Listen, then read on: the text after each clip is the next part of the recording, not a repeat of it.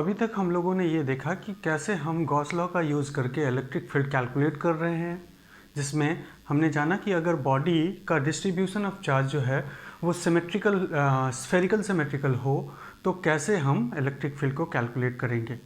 अब आगे हम नेक्स्ट टॉपिक जानेंगे कि अगर जिस बॉडी के थ्रू हम इलेक्ट्रिक फील्ड उसके अराउंड कैलकुलेट कर रहे हैं, उस बॉडी के ऊपर जो चार्ज का डिस्ट्रीब्यूशन है वो सिलेंड्रिकल सिमेट्री है, तो ऐसे प्रॉब्लम के इलेक्ट्रिक फील्ड को कैसे कैलकुलेट किया जाए गॉस लॉ का यूज़ करके। तो मान लेते हैं cylindrical symmetry distribution of charge एक वायर है जिसकी लेंथ हम इन्फानाइट कंसीडर कर ले।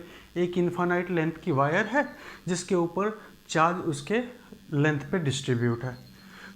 ऐसे डिस्ट्रीब्यूशन अगर हम वायर को देखें तो वायर का जो शेप है, स्ट्रक्चर है, वो एक सिलेंडर के जैसा स्ट्रक्चर है। तो हम कह सकते हैं जिस वायर के थ्रू हमें इलेक्ट्रिक फील्ड कैलकुलेट करना है, जिसके ऊपर चार्ज यूनिफॉर्मली डिस्ट्रीब्यूट है ओवर इट्स लेंथ, वो चार्ज का डिस्ट्रीब्यूशन उस वायर पे सिलेंड्रिकल डिस्ट्रीब्यूशन है। तो हमें आज कैलकुलेट करते हैं हम कि कैसे हम एक वायर, ये हमने एक वायर बनाया, ये इन्फानाइट लेंथ का वायर मैं कंसीडर कर रहा हूँ, और इस इन्फानाइट लेंथ के वायर पे हमने चार्ज का डिस्ट्रीब्यूशन किया है।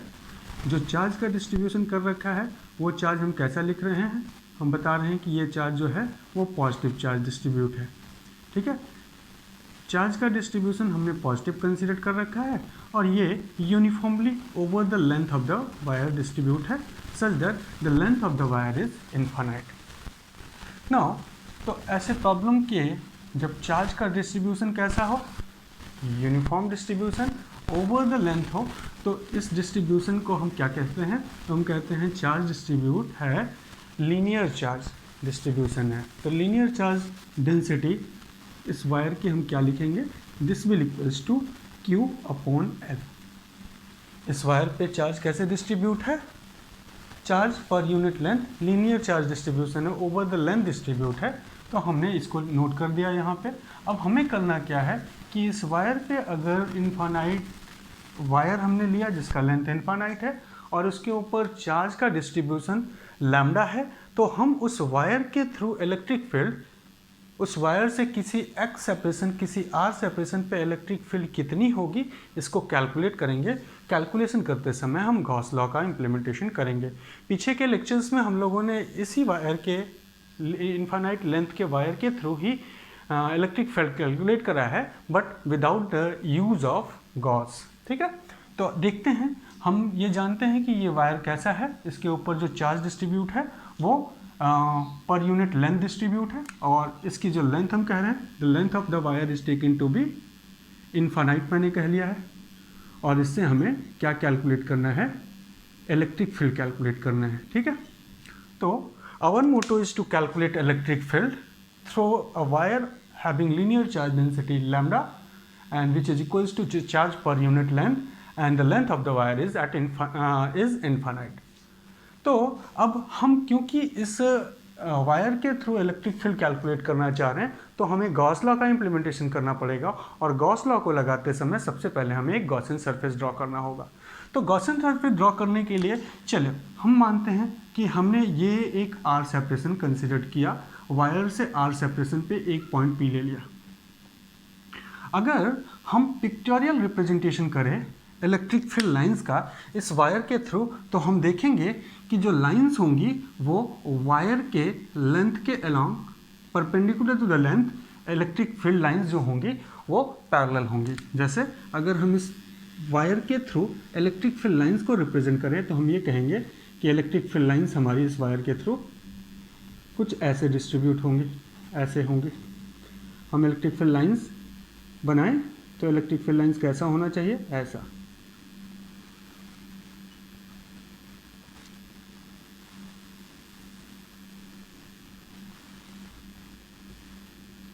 क्योंकि ये वायर इनफाइनाइट लेंथ का है तो ऐसे कंडीशन पे हम ये लाइंस हमारी जो होंगी वो पैरेलल होंगी, और ऐसे इनफाइनाइट तक हम पैरेलल लाइंस देखेंगे।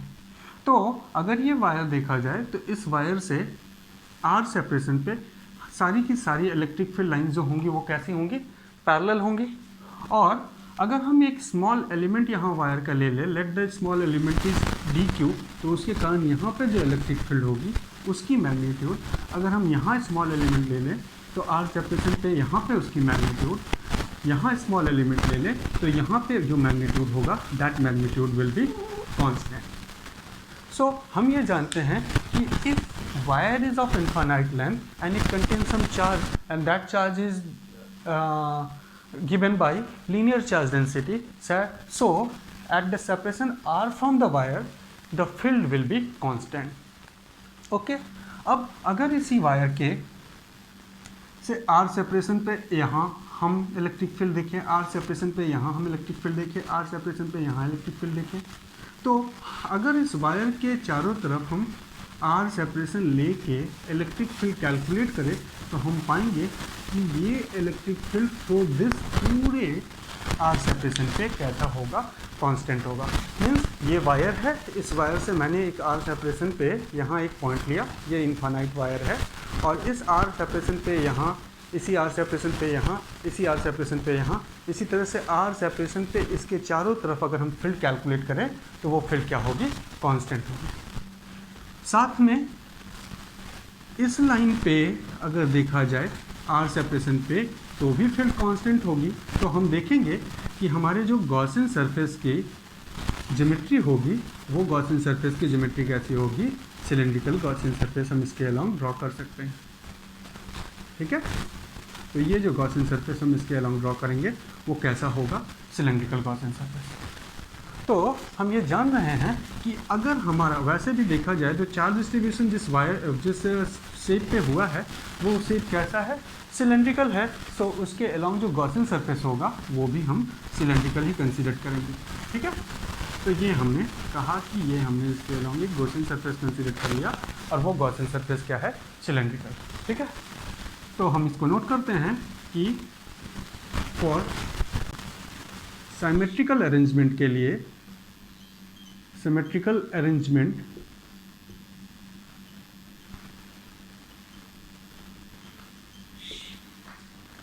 गॉसियन सरफेस जो लेना है वो गॉसियन सरफेस कैसा होना चाहिए, बी सिलेंड्रिकल। हमने सिलेंड्रिकल गॉसियन सरफेस ले लिया। ठीक है, अब इस सिलेंड्रिकल गॉसियन सरफेस के थ्रू हम लोगों को क्या कैलकुलेट करनी है, electric field calculate flux calculate करना है। तो टोटल फ्लक्स जो इस गॉसियन सरफेस से होगा वो हम कहेंगे flux through this flat surface number 1, flat surface number 1 plus flux through flat surface number 2, ये नीचे वाले फ्लैट सरफेस को मैं कह रहा हूँ इसके थ्रू।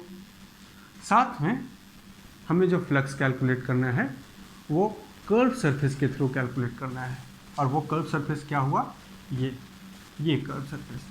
तो हम देखेंगे कि हमें नेट फ्लक्स कैलकुलेट करने के लिए हमें तीनों सरफेस पे, सरफेस नंबर फ्लैट जो ऊपर से है ऐसा, उसी तरह से नीचे वाला फ्लैट सरफेस, और साथ में जो कर्व सरफेस हमने ड्रॉ किया है ऐसे, तो हम तीनों के थ्रू फ्लक्स कैलकुलेट कर लें तो हमें टोटल फ्लक्स मिल जाएगा।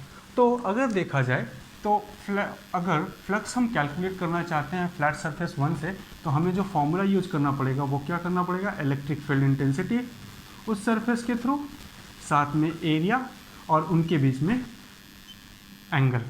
तो अगर हम इस फ्लैट सरफेस पे देखें तो इस फ्लैट सरफेस का एरिया वेक्टर किधर होगा बच्चों, तो हम कहेंगे area vector along the length of the wire होगा। और साथ में अगर हम देखें तो इलेक्ट्रिक फील्ड कैसी यहाँ होगी, इलेक्ट्रिक फील्ड राइट साइड होगी। तो अगर इस वायर से इलेक्ट्रिक फील्ड राइट साइड है, ये मैं कह रहा हूँ ये वायर है और इससे electric field right, left, inward और आउटवर्ड चारों तरफ ऐसे फैला हुआ है ऐसे। सो अगर हम एक ऐसे सरफेस ले, ये लाइंस है और इस पर ऐसा सरफेस हम ले, यूँ इस तरीके का फ्लैट सरफेस ले, तो क्या कोई भी लाइंस इस फ्लैट सरफेस से पास होगी? तो हमने कुछ ऐसा कहा कि ये हमारे पास ढेर सारे लाइंस हैं और ये हमने इस लाइंस को इस सरफेस से काटना चाहा। तो हम देखेंगे क्या कि लाइन जो होंगी वो फ्लैट सरफेस के परपेंडिकुलर, अगर फ्लैट सरफेस पे हम नॉर्मल ड्रॉ करें तो नॉर्मल और लाइंस के बीच में कितना एंगल बनेगा, 90 डिग्री का। तो इस फ्लैट सरफेस नंबर 1 पे थीटा की वैल्यू जो इलेक्ट्रिक फील्ड और एरिया वेक्टर के बीच में होगी वो 90 डिग्री हो जाएगी। उसी तरीके से अगर हम यहाँ पे फ्लैट सरफेस, नीचे वाले फ्लैट सरफेस में देखें तो सेम उसी तरह का स्ट्रक्चर यहाँ पे भी होगा। इलेक्ट्रिक फील्ड लाइंस कैसी है, अगर हम यहाँ पे गॉसियन सरफेस ड्रॉ कर रहे हैं, उसी गॉसियन सरफेस को मैं यहाँ रिप्रेजेंट कर रहा हूँ, तो अगर इलेक्ट्रिक फील्ड लाइंस हमारी ऐसी है, गॉसियन सरफेस पे यहाँ एरिया वेक्टर, इधर का एरिया वेक्टर, इलेक्ट्रिक फील्ड यहाँ, इलेक्ट्रिक फील्ड यहाँ, तो फ्लैट सरफेस पे जो थीटा की वैल्यू होगी इलेक्ट्रिक फील्ड और एरिया वेक्टर के बीच में वो क्या होगी, 0। तो क्यों 90 डिग्री, जिसके कारण फ्लक्स की वैल्यू क्या हो जाएगी, क्योंकि थीटा की वैल्यू इसमें कितनी हो रही है, 90 डिग्री, इसमें थीटा की वैल्यू कितनी हो रही है, 90 डिग्री। ऐसे कंडीशन पे जो फ्लैट सरफेस है उससे फ्लक्स 0 हो जाएगा। नाउ अब अगर हम कर्व सरफेस पे देखें तो कर्व सरफेस पे एरिया वेक्टर इस डायरेक्शन में, साथ में इलेक्ट्रिक फील्ड भी किस डायरेक्शन में, उसी डायरेक्शन में जिस डायरेक्शन में एरिया वेक्टर, तो दोनों के बीच का एंगल कितना होगा, तो हम कहेंगे angle will be 0 degree. So this will equals to the flux through curve surface only.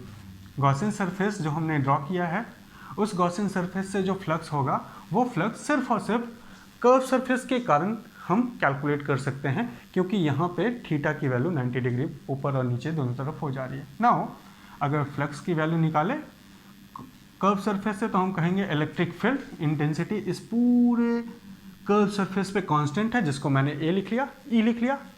और area of curve surface of cylinder क्या फॉर्मूला होता है, तो हम कहते हैं 2 पाई आर, और क्योंकि सिलेंडर की लेंथ कितनी है, एल है, तो हम इसको 2 पाई आर एल कह सकते हैं। ठीक है, तो हमने जो फ्लक्स कैलकुलेट किया थ्रू द गॉसियन सरफेस वो कितना मिला, E into 2 pi R L. This is considered it as equation number 1। Now अब अगर हम गॉस लॉ को अप्लाई करें तो बाई गॉस लॉ उस गॉसियन सरफेस से जो फ्लक्स होगा वो कितना होना चाहिए, तो उस गॉसियन सरफेस में जितना चार्ज इंक्लोज है और उसको हम परमिटिविटी ऑफ फ्री स्पेस से डिवाइड कर दें। तो मान लिया जाए जो चार्ज हमने इस गॉसियन सरफेस पे रखा हुआ है उस चार्ज को मैं क्यू कह रहा हूँ, तो Q divide by epsilon not. So this is equation number 2। तो दोनों इक्वेशन को अगर हम इक्वेट करें तो हम कह सकते हैं by equation 1 and 2, from equation 1 and 2 हमें जो वैल्यू मिलेगी वो क्या है, हम कह रहे हैं इक्वेशन नंबर 1 में क्या वैल्यू है, E into 2 pi R L, and this will equals to the charge enclose upon permittivity of free space. Now इस वैल्यू को, क्योंकि हम इलेक्ट्रिक फील्ड कैलकुलेट कर रहे हैं, तो इस वैल्यू को हम राइट साइड के डिनोमिनेटर में ले आएंगे, तो हमारे पास जो फॉर्मूला होगा वो ये आ जाएगा, electric field is equals to Q divided by 2 pi epsilon naught R और एल। ठीक है, अब इस Q बाई एल को चार्ज पर यूनिट लेंथ क्या लिखा जा सकता है, लैम्डा। तो हम इसको रिप्लेस कर सकते हैं लैम्डा से, तो हम कहेंगे lambda upon 2 pi epsilon not. अब अगर हम चाहे तो इस इक्वेशन को थोड़ा सिंपल बनाने के लिए हम 2 से ऊपर मल्टीप्लाई करके 2 से डिवाइड कर दें, तो ये वैल्यू होगी 2 lambda upon 2 into 2 is 4 pi epsilon naught R, और 4 pi epsilon naught R denominator में है, तो इसको हम क्या लिख सकते हैं, 1 upon 4 pi epsilon naught is also written as electrostatic constant के लैम्डा अपॉन आर। तो हम इलेक्ट्रिक फील्ड के फॉर्मूले में देख रहे हैं कि इलेक्ट्रिक फील्ड और सेपरेशन से, जिस सेपरेशन पे हमने इलेक्ट्रिक फील्ड निकाला है उनके बीच में रिलेशन कैसा है, इन्वर्स रिलेशन है। तो हम यहाँ से ये पाए कि इलेक्ट्रिक फील्ड का सेपरेशन से इन्वर्स रिलेशन है, and this relation is considered to be cylindrical symmetrical relation.